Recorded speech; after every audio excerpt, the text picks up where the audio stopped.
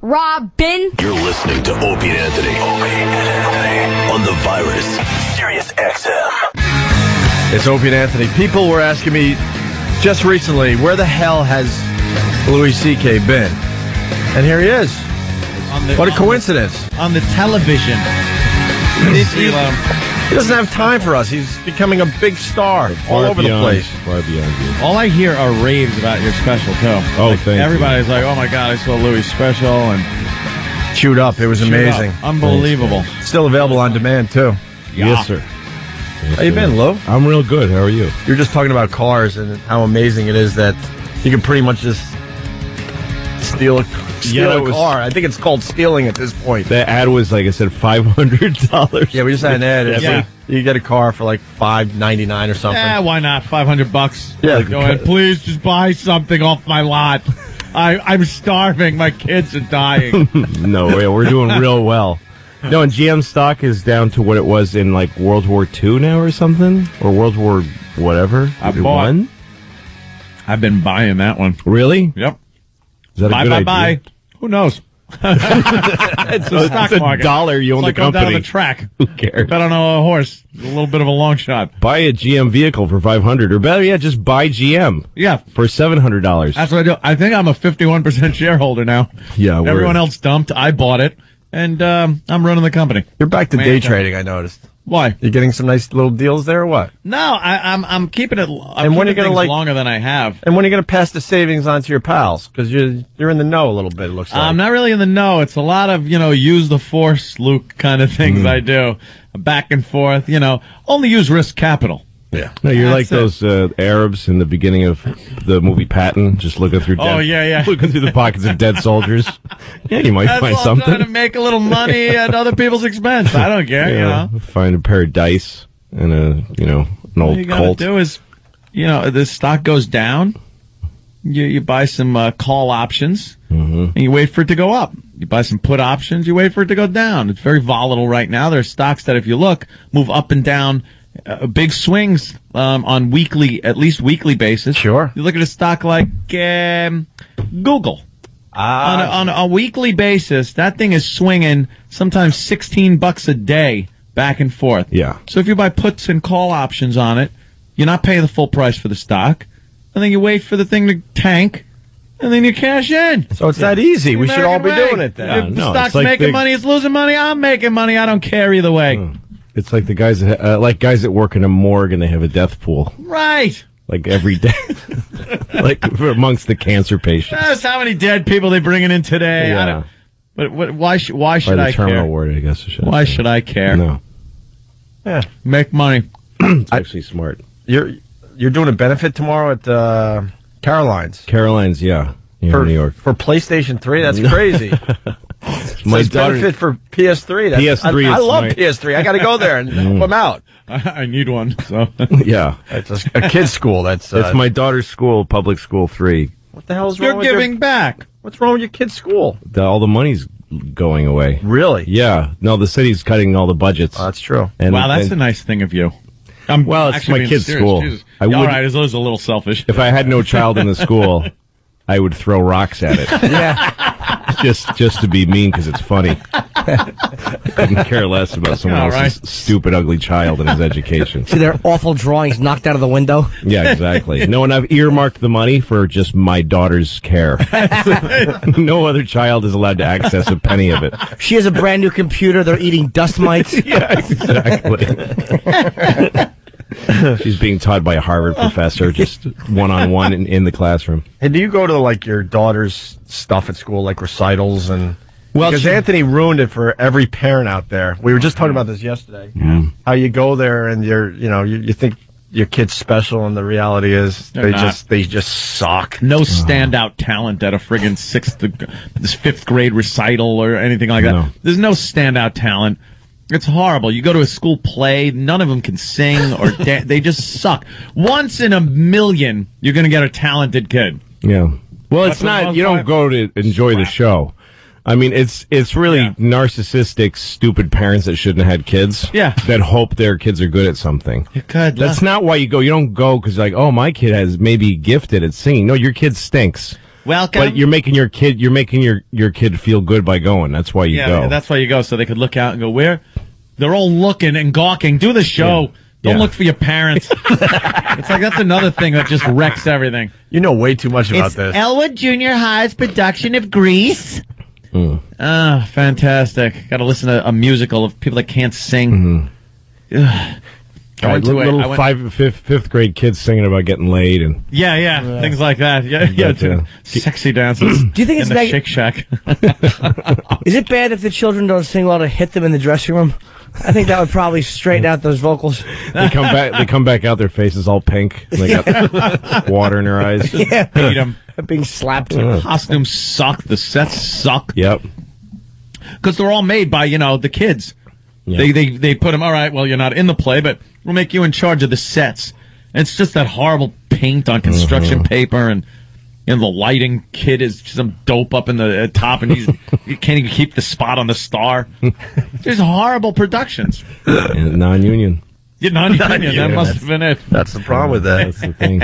Well, but then people got all mad at me because they go to their kids' shows and then realize, oh my God, this does suck. Yeah. You take out the fact that I don't know why they're bringing you. I don't know if it's not your kid, you shouldn't bring other grown-ups and make them go because it's a support thing. It's not. No. It's not for the. But I go with my daughter on trips with the school. Oh, the field trip. Oh, okay. On field trips, all chaperone, and I go sometimes, and I volunteer for lunch recess, because that's a mess. There's nobody there doing it. Right. So the kids don't get to. They get 10 minutes to eat and 20 minutes to play, and that's it. They're back. Every day. It's too crowded. Back into their cells. Yeah, it really is like a prison cafeteria. But. I went on a trip once to the botanical gardens in the Bronx with my kids. Boar Fest. Yeah. Holy plants. Exactly. Holy plants. That's going to hold a bunch of first graders' attention. Yeah. But so we go up there, and we're on a school bus. And it kind of gave me an insight into how the system works, because the school bus, I think of it as like it's the school's bus company. These people drive school buses for the school. It's just a bus that the teacher called in, a yellow bus driven by some idiot. I mean, it's like, so we get on the bus and the guy turns to me. I'm the first parent behind him, and he goes, do you know how to get there? I'm like, what? Yeah, he asked me, do you know how to get there? I'm like, no. And he goes, can you find out how to get there? So we're in the West Village. I never remember stuff like this when I was. Yeah, so I call up on my phone. I say, just go to the Bronx. We're going to the Bronx. So we're on the West Side Highway, and I call the Bronx Botanical Gardens, and I go, hi, I'm in a school bus full of children on the West Side Highway. I need to know how to get to you. And the lady says, you can't take a school bus on the West Side Highway. That's illegal. And I say this is true story. I say this to the parent next to me, and she goes, yeah, this is not okay. This is really bad. And it occurs to me, I've never seen any large vehicle on the West Side Highway. Now that you mention it. And when it gets up into the Bronx, it's twisty and turny, and it's not okay. And you're forced into a high speed of traffic because it's crazy. Yeah. And so we go under an underpass, and I swear to God, we scrape the top of the bus. The whole bus goes and shakes. And I swear to God, the bus driver yells, "Oh, Yeah. Oh crap!" What you yell when that happens? Yeah. And then the rest of the underpasses, he kind of ducks his own head down, really, like he kind of crouches. Into the arch in the middle. It's a little higher. But we got up there, and nobody. I brought waters. I asked the teacher, like, should I get a bunch of bottles of water? And she's like, I guess. And I thought, well, that's because I'm like over parenting. No, it's because she just didn't care if people drank water. Unbelievable. And nobody brought sunblock. A lot of kids died. It was really, it really was like. That just sounds like abuse. Yeah, what the hell? It was a disaster. But you know what? The kids, we packed these kids, these heated, it was like summertime, these sweltering hot kids, unfed, into a little tiny classroom. They take you to these beautiful places, and then pack you into a classroom, and you have to listen to somebody. Oh, God. But the woman showed them how a seed becomes a plant. Yeah. Totally riveted audience. Oh, really? Totally fascinated. She was killing. Yeah, she was killing. I learned a lot. Yeah, about how plants grow. Right. Yeah, well, I didn't know that an apple is food for the seeds inside of it. I thought it. Wow. I didn't know that. I didn't either, nor do I care now that I do. I hate apples even more now. I remember field trips when I was a kid, going out on a field trip, and you'd have to get your permission slip, and your parent would sign. But I used to like having my mommy go on there because I was such a mommy's boy, crybaby, little wimpy girl. I was, and I used to like my mommy to go. Yeah. But the really bad thing is, like, I used to make her dress up like a whore. What? Like, I really used to make her dress up like a whore. What do you mean you made her dress up? Well, where are those pumps, Mom? Like you'd make her... No, worse, because it was like the early 70s and stuff. And my mother was, she worked in like nightclubs. She was a go-go dancer and stuff like that. Like, my mom had it going on. Your mother was a whore then. Back in those early days. Yeah. So I'd go like, could you wear those the knee-high boots and the red patent leather mini skirt? And could you put your hair in pigtails? And I swear she would do all this. Wow. She put her hair in pigtails, and all the like kids would be like, oh, "Your mom is so pretty," and I felt like good. Like I felt all good. And we went to go see You're a Good Man, Charlie Brown at Radio City Music Hall. And Mom was a field mother, and she wakes up that morning. We're supposed to leave, and she goes, Anthony, I'm so sick. I'm so sorry. I can't go.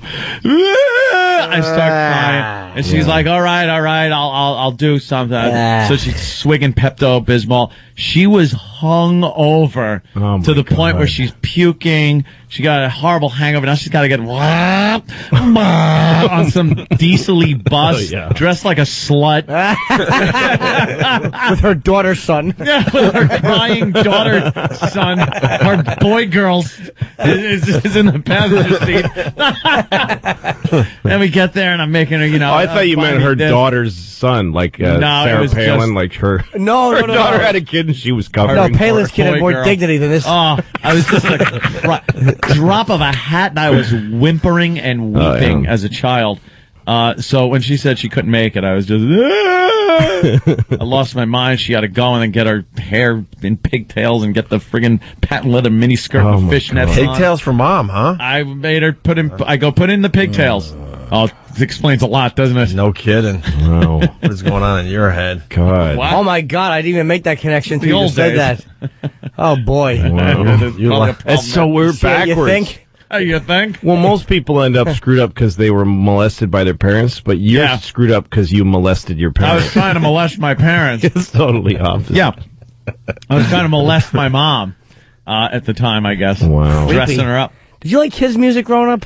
What? Did you like kids' music growing up, like little children's songs? Yeah, I think I did. Ugh. Like for a certain portion of my life, not like 12. 3 thirsty mice. Shut up! You set up bastard. Set up his own joke. You set me up, ass.